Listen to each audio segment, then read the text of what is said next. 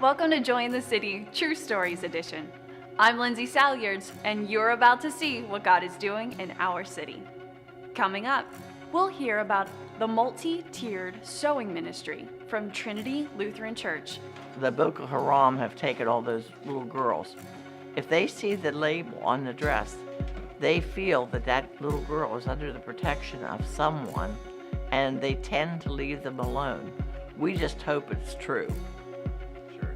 All that and more coming up now on Join the City True Stories. God is on the move, on the move. Hallelujah. God is on the move in many mighty ways.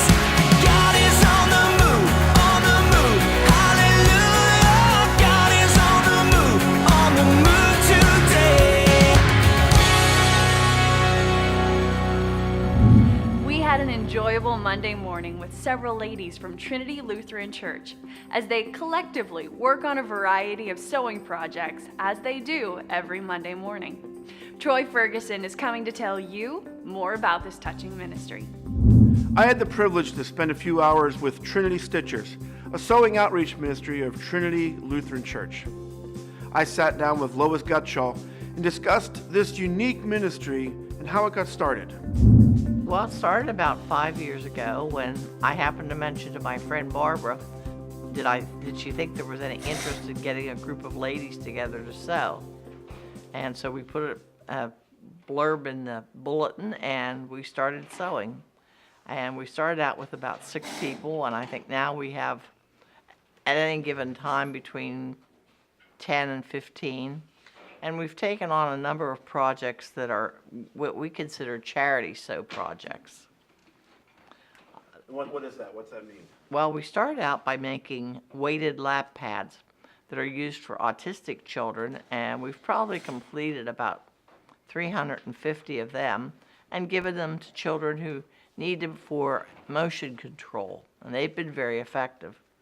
Then we found out about the Dress-A-Girl program, which is a national program headquartered out in Arizona, and the lady who started Women for Women started a program called Dress-A-Girl, and on the dress there's a little purple tag that says Dress-A-Girl around the world, and the premise is that every little girl should have a new dress.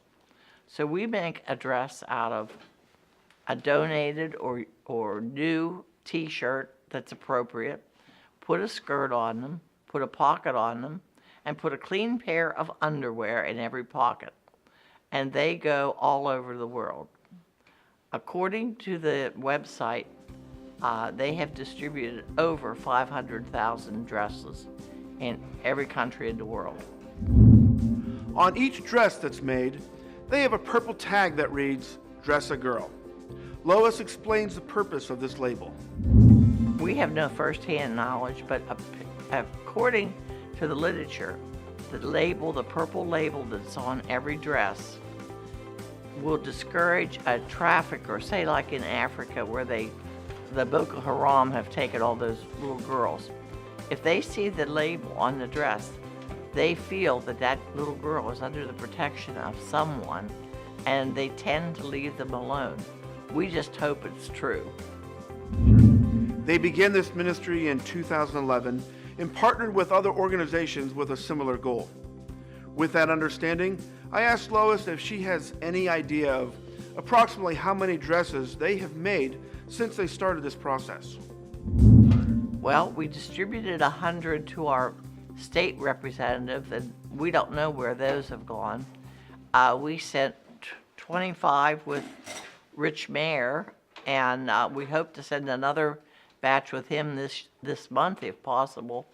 We have some that will be going to Madagascar, and even locally we have a daycare here, and one day one of the little girls soiled her dress, and she was frantic because her dress was soiled. So we gave her one of our dresses. She wanted to know if she could keep it, so we let her keep it. What motivated you to start the dressmaking ministry here? I guess the big motivation was my sister-in-law in Illinois, who has been doing this for several years. She has made hundreds of dresses with her church out in Illinois, and they go worldwide. And we just thought it was a worthwhile mission. It was something that we could get involved in and get other people involved, because we ask people in our church for the T-shirts, or we ask people for the money for the underwear or things like that. It's just, I guess it's just showing Christian love. Each dress that is distributed, they add a brand new pair of underwear in the pocket. So I asked, what's the purpose of that specifically? This sounds very strange, but we've been told that in the African countries and some of the islands, they don't have underwear. And so one of the big things is we give the little girl a pair of clean, brand new underwear. What drives you to keep doing this week after week? Number one, I like to sew. And number two, I really like the camaraderie that we have within the group. And number three, we're doing something for someone, not just for ourselves.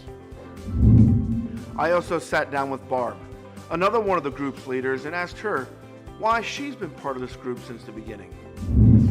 Well, my involvement was Lois coming to me and asking me to help her set up the sewing group. And we did that. We found that it not only gives us something to do, it's done a ministry just among the people here. We had people that have lost their husbands and needed to be out in public again. We've had a woman that lost her daughter and granddaughter through suicide. And we have people that are dealing with dementia and Alzheimer's, and it just gives everybody an out. It gives somebody a place to go, and this group is very, very, very supportive.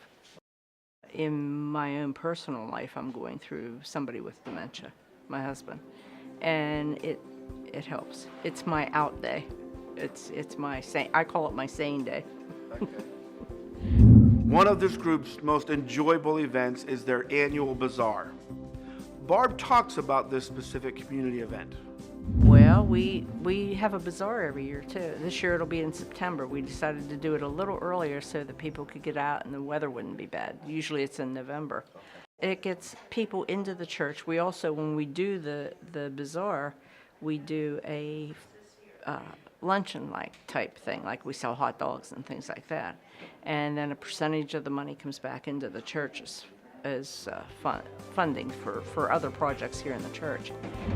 This year's bazaar will be September 30th from 9 a.m. until 2 p.m. Be sure to put that date on your calendar. During my time with these ladies, they asked me if I knew anyone who is autistic that may benefit from one of these pads. I told them I did, and so they found a cover for a boy and said, please give this to their family. So later that evening, I contacted the family, dropped off one of these pads, and then did a follow-up. Here's what they had to say. Well, I did notice that whenever I gave it to him, he immediately put it on his lap, and he found comfort in having it on his lap. It seemed to calm him down because he has some anxiety issues, and he can't really sit still all that often. And whenever he would drop it on the floor, he would actually pick it up and then he would put it back on his lap. I've tried different lap pads before in the past and they haven't worked, but this one seemed to make a big difference. Yeah, he was pointing to like all the different like the cars and stuff, so he really liked the design. It seemed to strike an interest with him. The TSS came to the house, and also his BSC came to oversee the TSS, and the BSC was actually really interested to hear that, I've tried different ones. I mean, she's even tried like a necklace that had like a chewy. It was like in the shape of like a dolphin, and he didn't really seem to care for that. But when she saw his reaction to it, she was just stunned. She's like, wow, I've never seen him be so calm. And so he just would pick it up and put it on his lap, and he'd just be like so calm. It was amazing. Yeah, I mean, he would be like walking around, and and he would pick it up when he felt like he wanted to sit down. He'd just pick it up and put it on his lap. I also like how like the covering is washable. You can actually take it off and you can wash it, and they have it like individually like stitched.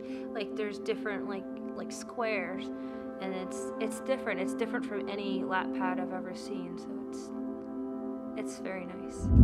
Since we all know that this can become quite costly, I asked, how do you keep moving forward financially week after week? To children, they're totally free. Everything that we do on donations. To adults that use them, a lot of people have restless leg syndrome, and they use them. I do use them on my legs. And to adults, we ask $10, and that goes into the fund to make them free for the children. The funding originally started with Thrivent. It's an insurance company for it used to be just for Lutherans, now it's for anybody. And we can get a $250 gift card to go buy things. A lot of it was donated, like materials. If somebody dies, or maybe somebody can't sew anymore or anything like that, they call us up and we meet them down here, or we go we've picked things up for them too. After spending a few hours with these ladies, watching them sew and interact with one another, I wanted to get some input from the pastor of the church on the value of this group. Originally, the sewing group started with a couple of our members who wanted to get together and sew and have a space big enough to lay out their fabric and bring their machines and what have you. And they had friends from the community, from other churches that were also interested in doing that. And so originally my thought was, that's great, great fellowship. Even if they're just getting together to sew their personal projects, it's a time for them to get together, have some fellowship. And I was kind of looking at it originally as just they need to use our space. And then they, Lois and Barb, actually started coming to me with these different projects, like Dress a Girl Around the World. And I really got on board with that and started helping to, promote that. We announce in our service that we need the t-shirts and the sizes, and we try and get people to bring fun t-shirts in and the material. We've got a ton of material donated, and really used that, saw the value in that as that ministry, to send these dresses around around the world and in different places. And then even from that, they do, twice a year, they do the major sew-in. They call it a sew-in, where they have, they make like 100 dresses at a time. And then the rest of the time, the rest of the year, they're doing some of their projects, but anything the church or anything the community ever has a need for, sewing-wise, quilting-wise, what have you, they will, they'll step up and do it. Which has been a valuable asset for myself. Even as, they joke to me all the time. Pastor, asking a quilter to sew on a button is like asking Michelangelo to paint your bathroom. And I'll say, yeah, but so-and-so really needs this button sewed on for a job interview or what have you. And they're like, absolutely. Personally, I experienced a very warm and family atmosphere during my time with these women. The pastor tells us a little bit about the importance of that aspect of this ministry. That was the greatest gift of that group, was just that it gave a space for these women to get together, and even the husbands, they'll help out, loading the machines in and stuff like that. But it gives almost that old-fashioned sense of an old-fashioned quilting bee, where the quilt in and of itself was a great product, but the women really got together to talk and to have some camaraderie. And we have a number of people in that group who are going through some trials and tribulations, and as they get older, they're dealing with some health issues, and this just gives them a wonderful outlet just to get together, have that sense of community, apart from the larger church, and as it has just expanded to, not just Trinity church members, we get that ministry of welcoming other people in. But yeah, that sense of family is just invaluable in that group. They're there for each other. They're there to help each other. The sense of family is so evident in the fact that they don't want to miss.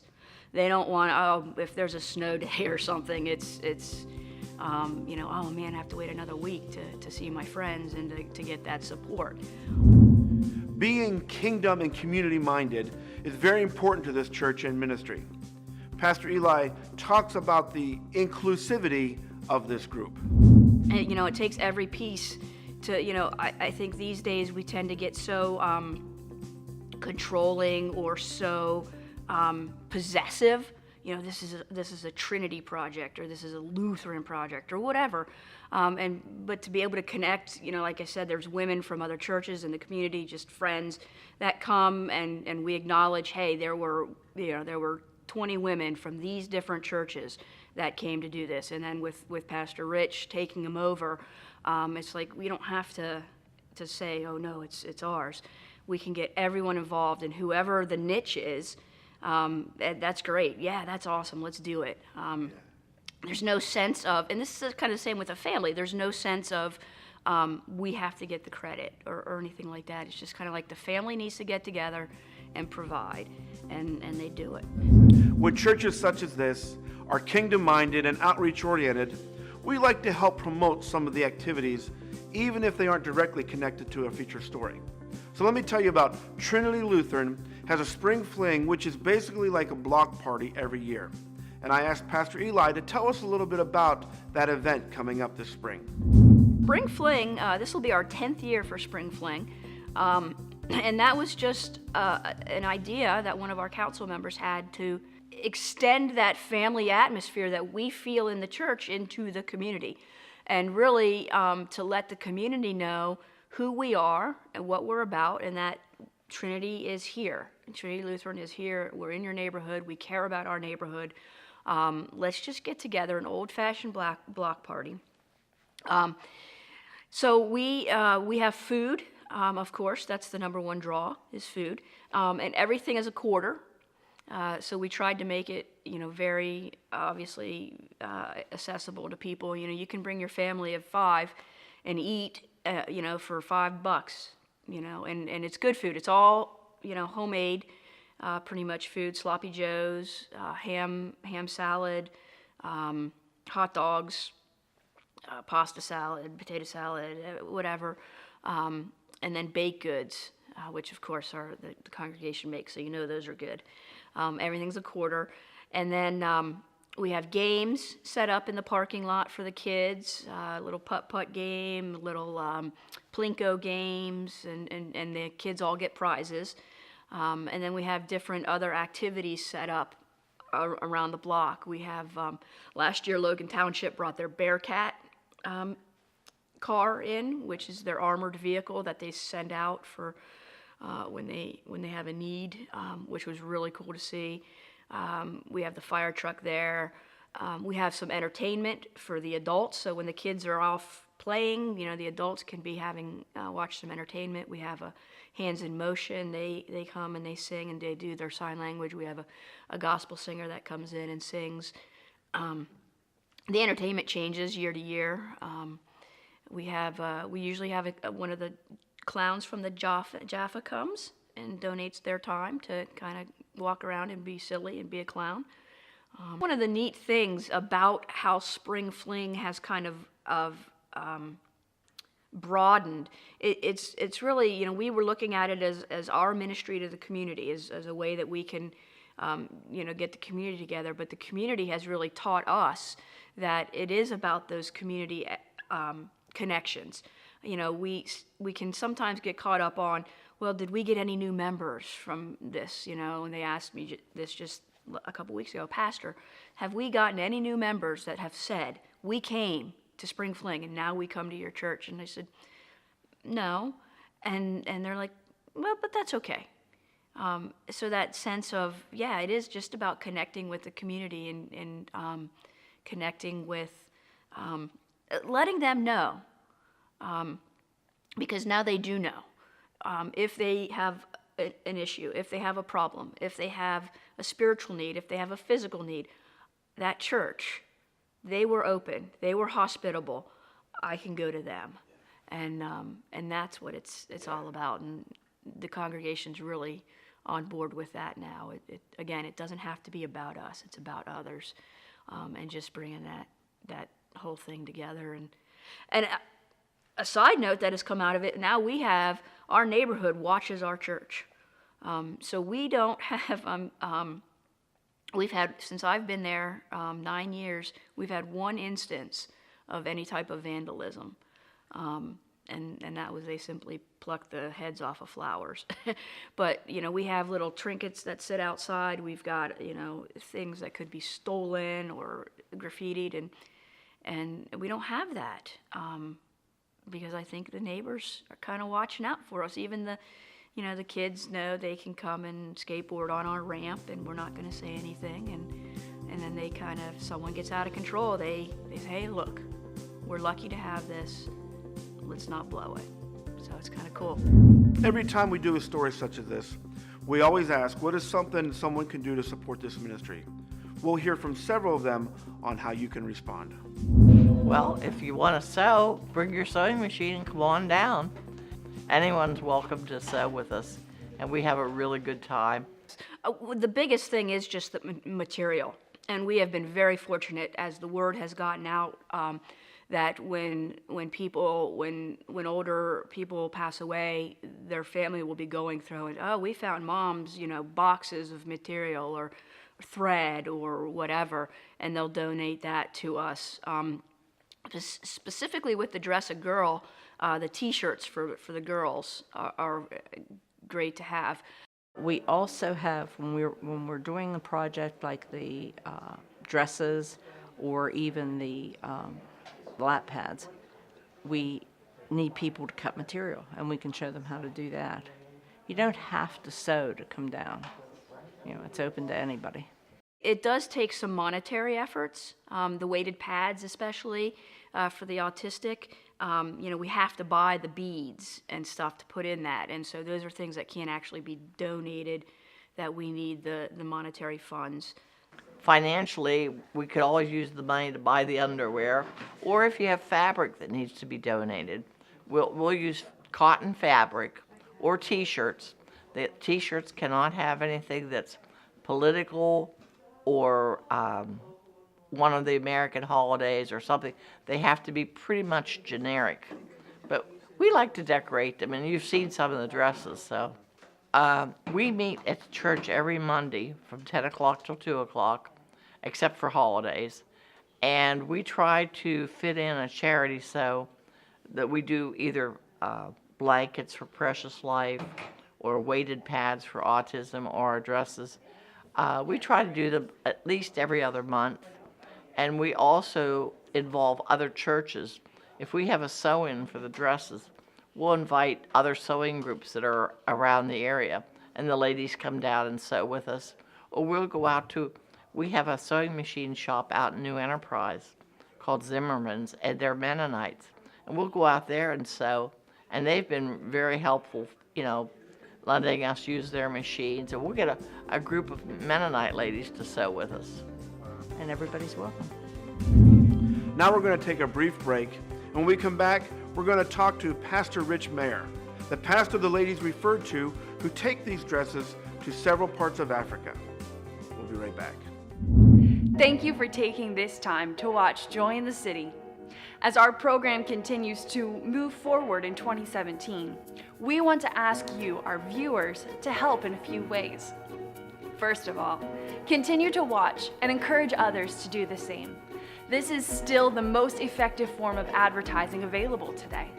Secondly, if you know of an organization or a person having a spiritual impact on our community, we want to hear about it. Please email our director at troy@joyinthecity.org. And now, back to our story. After my discussions with the women from the sewing group and then the pastor, I also wanted to talk to Pastor Rich Mayer about his experience concerning the distribution of these dresses. So I told them I go over to Africa at least twice a year on a visit to do seminars, revival services, inspirational times, leadership training, whatever I can fit into the schedule. And that way I take with me at least 20 to 25 of these dresses. They are beautiful, they are well received, they are very gratefully acknowledged. They give me all different sizes, and that way, if any of the children are older, they have a size to fit them. Do you have any idea how many dresses you've taken over and distributed? I have probably brought at least 60 to 75. I usually take a few dresses with me, hand it to the pastor and say, here, do you have some young ladies in your church who would be very appreciative and who really need the help? And like I say, just to see the looks on their faces is commendable, really. Your dresses have been well loved and they're well appreciated, and I am sure they will be worn out often, and these kids will probably wear them until they can't wear them anymore. I would like to thank everyone for taking the time to talk to me about this unique sewing ministry. Let me encourage you to get connected to this fine group of women. If you enjoy sewing or would like to learn, they are more than happy to bring you into their family. For the rest of you, be sure to check out the Spring Fling coming up in May. Remember, it's on the 20th and it's from 10 to 3. The address is 408 North 6th Street in the Juniata section of Altoona. Also, set the date of September 30th aside for their annual bazaar, and the times for that will be from 9 o'clock to 3. Both of these events will be beneficial to the church and our community, so be sure to pencil in both of those dates. Thank you for watching. That's all the time we have today. Thank you for watching Joy in the City True Stories. I want to encourage you to join us every weekday, 9:30 a.m. We'll start the week off with a challenging message from Pleasant Valley Assembly Monday and Tuesday morning. On Wednesday at 9:30, we'll be inspired by the True Stories edition of our program, such as you saw today. And on Thursday and Friday, at the same time, we'll dig into the archives of our messages, testimonies, and other ministry programs. So be sure to watch Joy in the City Monday through Friday at 9:30 a.m. Be encouraged, because God is moving in our city. God is on the